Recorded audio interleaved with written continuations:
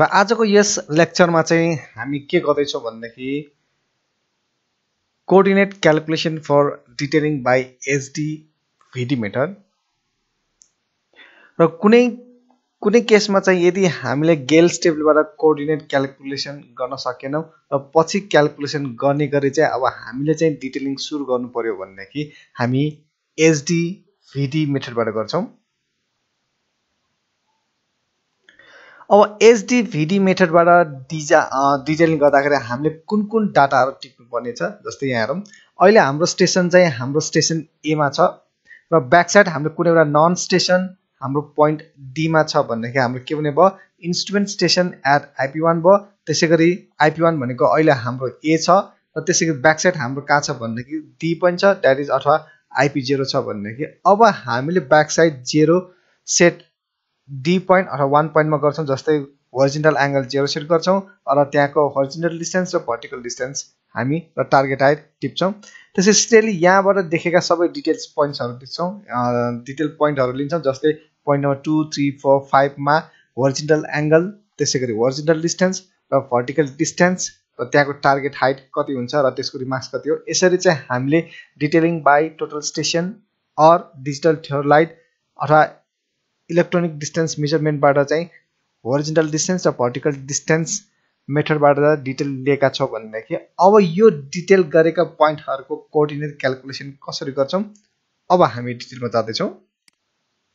अब फर एक्जाम्पलको लागि चाहिँ हामी सपोज यो टार्गेट नम्बर पोइन्ट 3 को लागि चाहिँ हामी कोअर्डिनेट क्याल्कुलेसन गर्दै छौं। जस्तै यसमा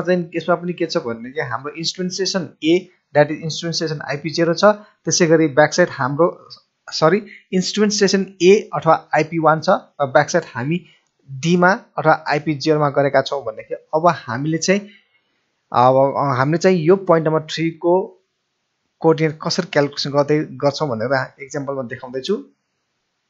जस्तै अब यो पोइन्ट नम्बर 3 मा हेर्दाखेरि सपोज हामी ब्याक साइड डी मा गरिसकेपछि स्विङ गरेर पोइन्ट नम्बर 3 मा हेर्दाखेरि सपोज यो लाइन एडी बाट होरिजोन्टल एंगल 6 डिग्री 7 मिनेटमा रहेछ भनेदेखि अब यहाँको चाहिँ फर्स्टमा हामी के गर्नु पर्यो भनेदेखि यो A3 लाइनको चाहिँ हामीले बियरिङ क्याल्कुलेसन गर्नुपर्ने हुन्छ। भनेपछि bearing of line A3 equals to bearing of AD plus horizontal angle 6 minute 7 degree छ। अब bearing of AD that is a bearing of known coordinates हरुको चाहिँ बियरिङ कसरी निकाल्ने भनेर यहाँ माथि लिंक आएको छ, त्यो लिंकबाट चाहिँ हामीले हेर्न सक्छौं। यसरी चाहिँ हामीले bearing of any detail lines को चाहिँ हामी यसरी बियरिङ निकाल्न सक्छौं। अब यो बियरिङ निकाल्दाखेरि एउटा ध्यान दिनुपर्ने के छ भनेदेखि यदि हामीले यो बियरिङ अफ लाइन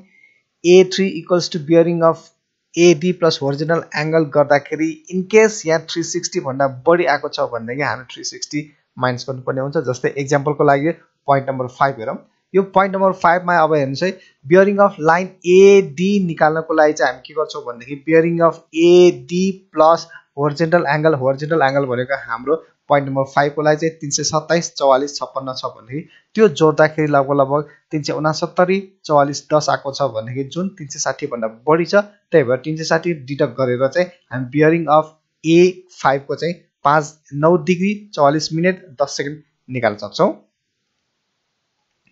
त्यसैले अब कोअर्डिनेट क्याल्कुलेसनमा पोइन्ट नम्बर 3 को लागि के छ भनेदेखि हामीले बियरिङ अफ लाइन A3 निकाल्छौं। त्यसैले होरिजोन्टल डिस्टेन्स हामी टिपेका छौं र भर्टिकल डिस्टेन्स हामी टिपेका छौं र टार्गेट हाइट पनि हामी टिपेका छौं भनेदेखि अब कोअर्डिनेट क्याल्कुलेसन कसरी गर्छौं। अब कोअर्डिनेट क्याल्कुलेसन गर्दाखेरि x of 3 is equals to x of a plus horizontal distance into sin theta गरेर क्याल्कुलेसन गरेर हामी x निकाल्न सक्छौं। सिमिलरली अब हामीले y निकाल्नको लागि चाहिँ y3 equals to ya plus sd cos theta बाट चाहिँ हामी y निकाल्न सक्छौं। त्यसैले अब z निकाल्नको लागि चाहिँ फेरि फर क्लेरिफिकेसनको लागि चाहिँ हामी फेरि यो फिगर हेरौं। सबै यो फिगर भनेको अहिले हाम्रो टोटल स्टेसन अथवा इलेक्ट्रोनिक डिस्टेन्स मेजरमेन्ट चाहिँ हाम्रो माथि छ र हाम्रो टार्गेट पोइन्ट चाहिँ तल छ भनेदेखि यो केसमा चाहिँ हाम्रो के छ, भर्टिकल डिस्टेन्स हाम्रो माइनसमा आउने हुन्छ। अब यो भर्टिकल डिस्टेन्स माइनस आउँदाखेरि हामी RL अफ यो पोइन्ट P कसरी निकाल्यो भन्दाखेरि फर डिप्रेसन को लागि Z for the target point P is equals to Z of station O plus height of instrument भनेपछि O डैश को हाम्रो लेभल आइसकेपछि p dash को पनि लेभल बराबर हुन्छ र माइनस यो भर्टिकल डिस्टेन्स गरेर फेरि माइनस टार्गेट हाइट गरिसकेपछि हाम्रो z of the target point आउँछ सिमिलरली फर एलिभेसन केसमा चाहिँ के हुन्छ भन्दाखेरि z of target point equals to z of station plus height of instrument plus vertical distance minus target height गरिसकेपछि यो पोइन्ट p को चाहिँ एलिभेसन आउँछ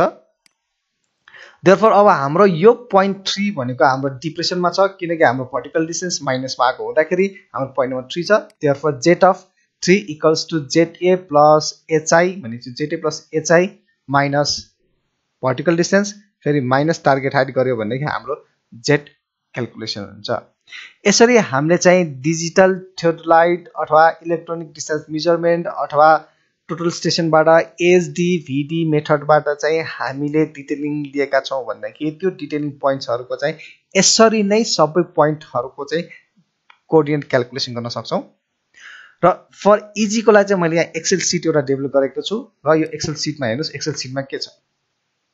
अब फर्स्ट स्टेप भनेको अब हामीले गेल्स टेबलबाट कोअर्डिनेट क्याल्कुलेसन साइडमा निकाल्न सकेनौं भन्दाखेरि त्यो पछि हामीले निकाल्नु पर्ने हुन्छ र त्यो निकालिसकेपछि त्यो गेल्स टेबलबाट आएको कोअर्डिनेटहरु सबै हामी यहाँ लिस्टिङ गर्छौं अथवा हामीले रोड अलाइनमेन्ट सर्वे गर्दाखेरि अथवा ब्रिज साइड सर्वे गर्दाखेरिको हरेक स्टेसनहरुको कोअर्डिनेट चाहिँ हामी लिस्टिङ गर्छौं र त्यसैगरी हामी एसडीभीडी मेथडबाट डिटेलिङ गरेका डाटाहरु चाहिँ अब हामी यो फर्स्ट हामी इन्ट्री गर्छौं भनेपछि एसडीभीडी डिटेलिङ डाटा इनपुट एरिया भनेको अब यहाँ हामी इनपुट गर्छौं अब यसमा के छ भने चाहिँ अब ब्याक साइड हामीले कहाँ गरेका छौं फर रेस्पेक्टिभ पोइन्टको लागि ब्याक साइड कहाँ छ हामी यहाँ हेर्दै छौं सो ब्याक साइड यो भयो त्यसै इन्स्ट्रुमेन्ट स्टेसन IP1 छ त्यसै हाइट अफ इन्स्ट्रुमेन्ट IP1 छ र टार्गेट पोइन्ट अहिले 1 छ 1 के लाई गरेको छ भनेदेखि हामी IP0 ब्याक साइडलाई चाहिँ हामी 0 सेट गरेका छौं र त्यसैगरी अब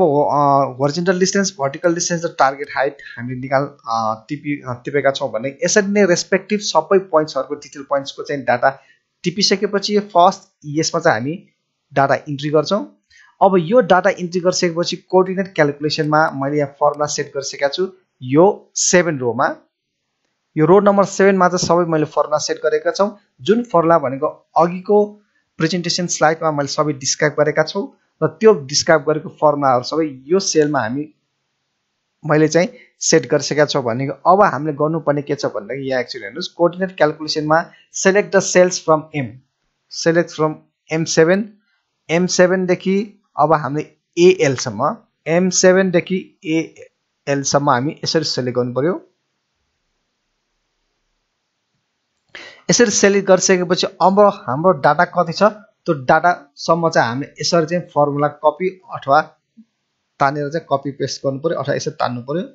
सपोज अहिले हाम्रो AL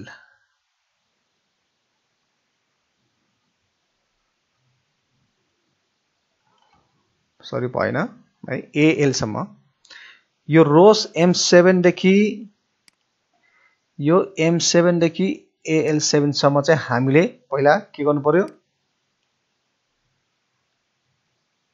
सेलेक्ट गर्नु पर्यो M7 सरी यहाँ भएको छैन एउटा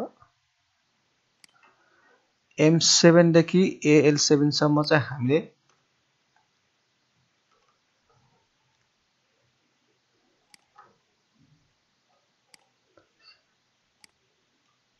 चाहिँ M7 देखि AL7 सम्म सेलेक्ट गर्नु पर्यो र यो सेलेक्ट गरिसकेपछि अब हाम्रो जति डाटा इन्ट्री गरेको छ त्यो डाटासम्म चाहिँ हामी यसरी त्यो फर्मुलाहरु तान्यौ भन्दाखेरि त्यो रेस्पेक्टिभ पोइन्ट्सहरुको चाहिँ कोअर्डिनेट क्याल्कुलेसन हुन्छ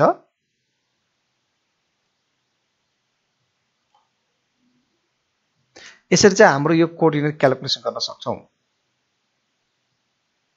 र यो फाइनल हाम्रो फाइनल कोअर्डिनेट भनेको यतातिर छुट्याएको छ भने चाहिँ फाइनल कोअर्डिनेट भनेको सिरियल नम्बर XYZ र रिमार्क्स यसरी आएको छ निकाल्न सक्छौं